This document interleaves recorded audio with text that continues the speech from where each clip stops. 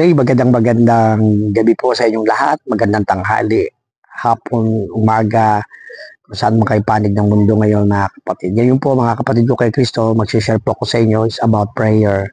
No, paano ba ang manalangin at ano ba ang tamang panalangin? Marami pong klase ng panalangin.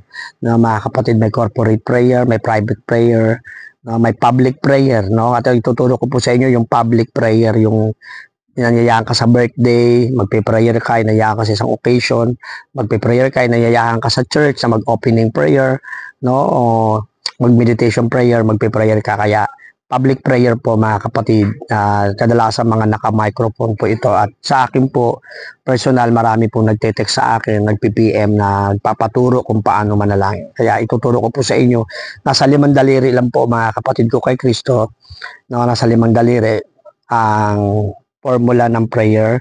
Ito po ay adoration, ito po ay contrition, ito po mga kapatid ay petition, yung mga kahilingan po natin.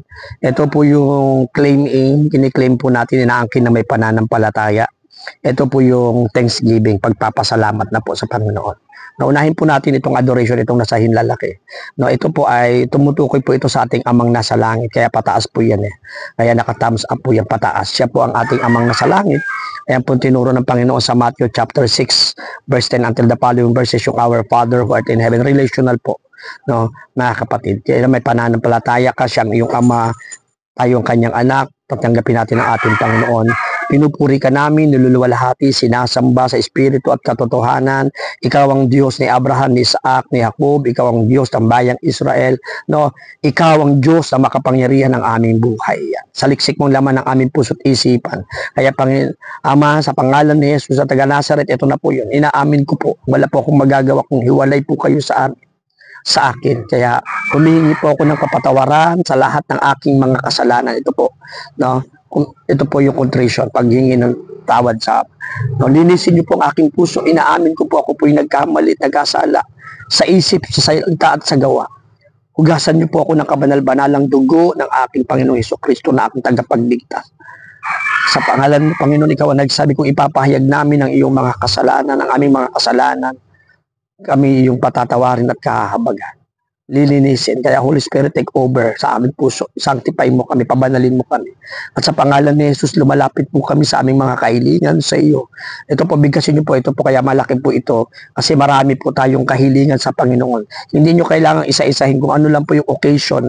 No, kung sa gawain po yan, mga kapatid, bigkasin mo lang po yung mga pangangailangan sa gawain. Yung mga manggagawa, yung mga attendees, yung kanilang mga pagbabiyahe, ingatan sila at gabayan. Ganun din yung mga guest speaker, no, yung mga choir, bibigkasin nyo lang po kung sa gawain po yan. Kung sa inyong pagtatravel, yung inyong pong pagtatravel, yung inyong mga sasakyan, yung mga kasamang sasakyan, balutin ng kabanal-banalang dugo ng Panginoon. No, lahat po iyan, no, pagpalain yung lahat ng laman ng puso't isipan. Ito po. No, lahat ng kahilingan, bigkasin nyo po na mga kapatid. I-specific nyo po pagbibigkas. Mga kapatid, kung yan ay public prayer, kailangan naka-details lang po at kung yung oras po kasi napakahalaga.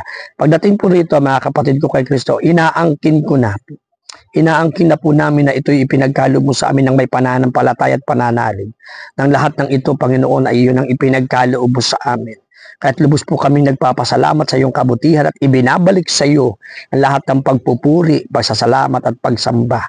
Maraming salamat, Panginoon, sa pangalan ni Jesus. Dito po yan, hinilit yung pasasalamat. No? Kaya yan po, no? Nasa daliri lang po yung pag-prayer na mga kapatid, at ito po naman ay talagang napakalaga. Mas maganda po nito, practicein po natin, maging habitual po natin yung manalangin, makipag-usap sa Diyos.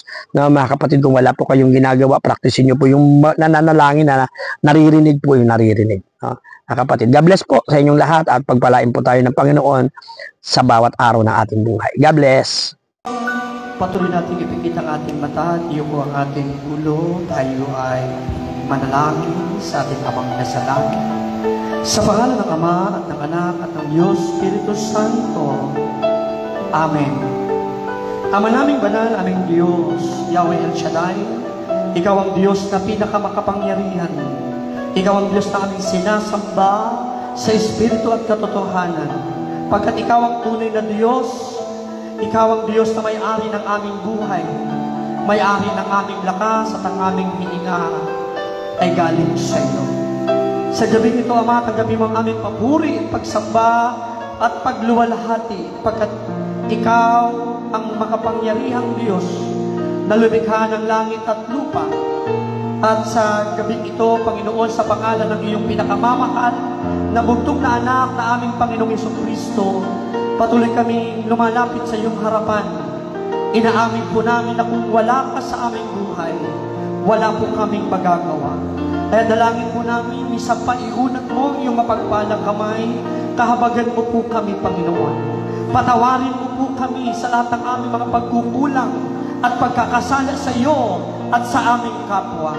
Linisin mo po, Panginoon, ang aming puso, ang aming kalooban.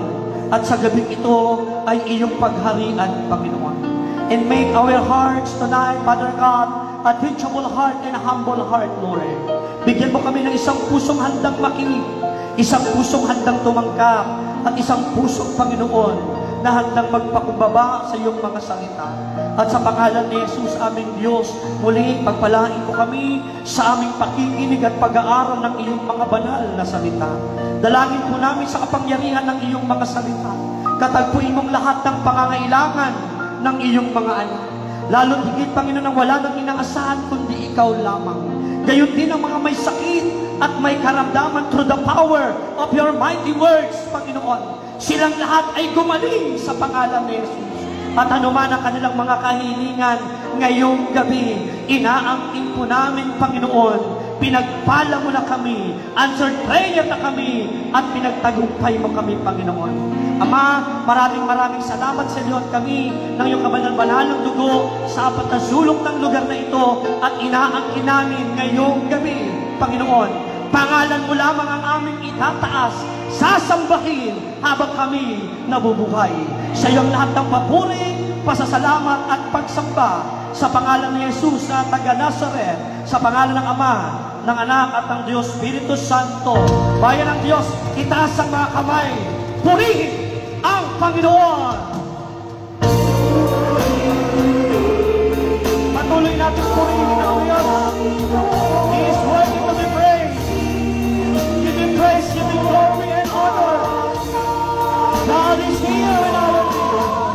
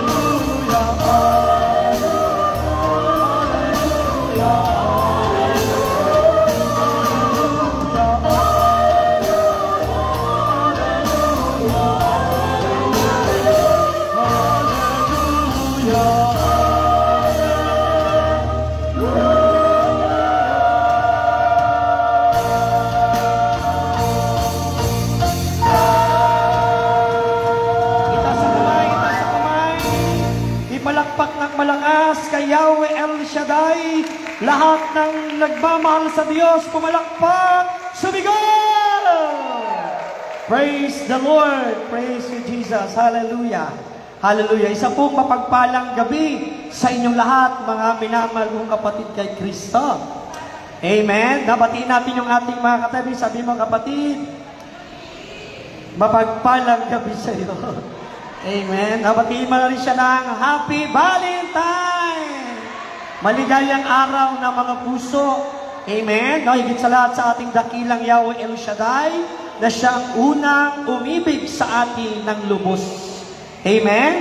Mga kapatid ko kay Kristo. At ngayon, mga brothers and sisters, basahin po muna natin ang Ebanghelyo ng ating Panginoon, our Sunday Gospel reading, taken from the Gospel of the Lord according to St. Luke, chapter 6, verse 17.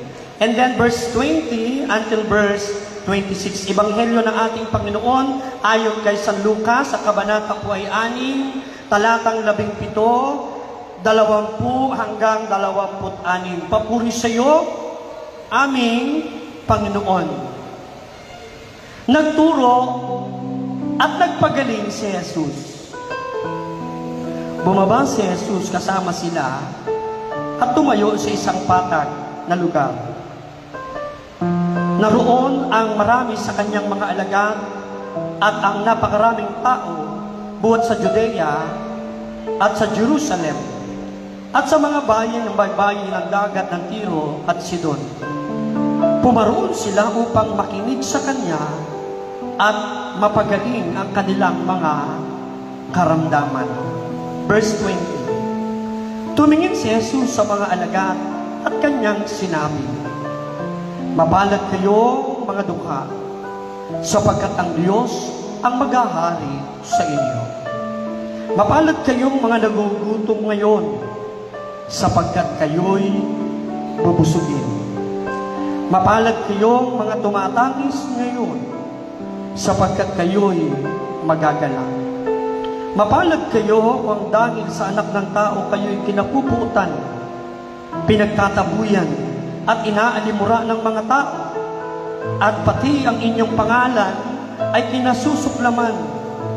Magalak kayo at lumukso sa tuwa kung ito'y mangyari, sapagkat malaki ang inyong gantimpala sa langit.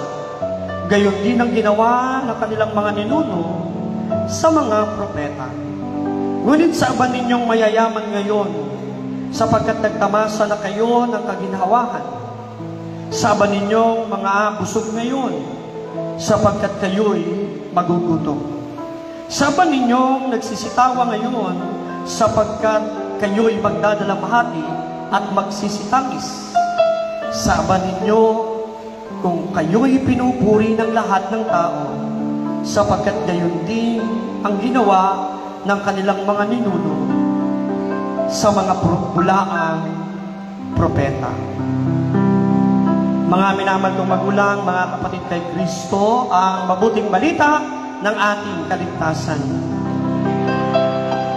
Ang Diyos ang magpala sa pagkabasa ng mabuting balita. Purihin natin ang Panginoon. Meron ba kayong prayer request? Taas natin yung ating mga prayer request. Unahin na po natin yan, sapagkat ang Diyos ay advance ngayong Valentine pagbigay. Amen? Taas natin yan, kasama na yung mga gamit natin. Mga kapatid, at awitin natin, I know the Lord will answer all my prayer. Amen? Sige po. I know the Lord will answer. Sing with me. Awitin natin ang may pananampalataya sa Panginoon. I know the Lord will answer all I pray. If I live a holy life, if I live a holy life, shout the Lord and do the right, I know the Lord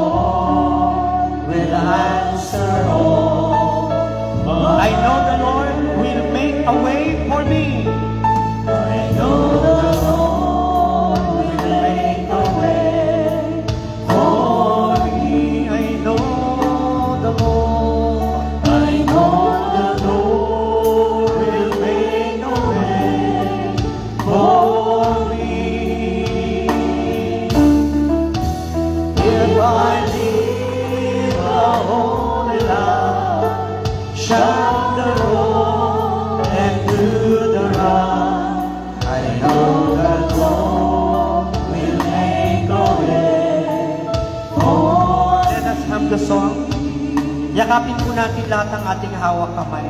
Itapat po natin sa ating puso. Brothers and sisters, alam ng Diyos ang laman ng ating puso at laman ng may gagawin, O Diyos, na mga kahilingan ng iyong mga anak, kasama kanilang mga handog. Ang lahat, Panginoon, ang kanilang laman sa kanilang isip at puso, ngayong gabi, Panginoon, patuloy mo, Diyos, na paghimalaan sa araw ng mga pusok ito, minsan pa, ipadama mo at ipagkaloob sa bawat isa ang iyong pagpapala, Panginoon. Sa pangalan ni Jesus, brothers and sisters, believe it, take it, claim it right now, in the name of Jesus. Ang iyong mga kahilingan, ipinagkaloob na ng Panginoon. Sa pangalan ni Jesus. Pagpalain mo rin amang lahat ng laman ng kanilang mga hawak kamay, Panginoon, lahat ng kanilang yakap-yakap, anumang mga sangkap na ito, aming Diyos. Pagpalain mo ang bawat isa at sa gabing ito, sa aming pakikinig ng iyong mga salita, Panginoon, patuloy kang mangusap sa bawat isa sa amin. Sa pangalan ni Jesus, ito ang aming samot panalangin. Ang lahat ay magsabi na, Amen. Amen. Amen. Baba po natin ating